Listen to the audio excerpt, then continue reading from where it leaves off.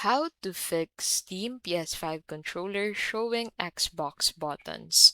In this video, I'll show you how to fix Steam PS5 controller showing Xbox buttons. So to get started, go ahead and open Steam Big Picture mode. So launch Steam and click on the Big Picture mode icon in the top right corner. This ensures full controller support and access to input settings.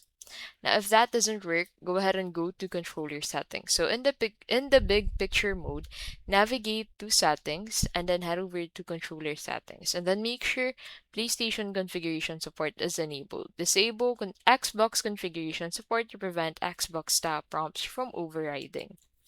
And then reconnect your PS5 controller. Disconnect and reconnect your DualSense controller via USB or Bluetooth.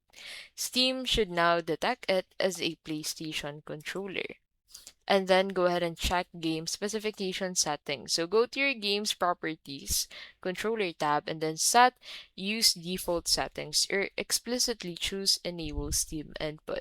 Launch the game and verify button prompts. And lastly, use Steam input mapping. In big picture mode, go to library, your game, and manage game, controller configuration, and customize button layout and ensure PlayStation icons are selected. And that is how you can basically fix Steam PS5 controller showing Xbox buttons.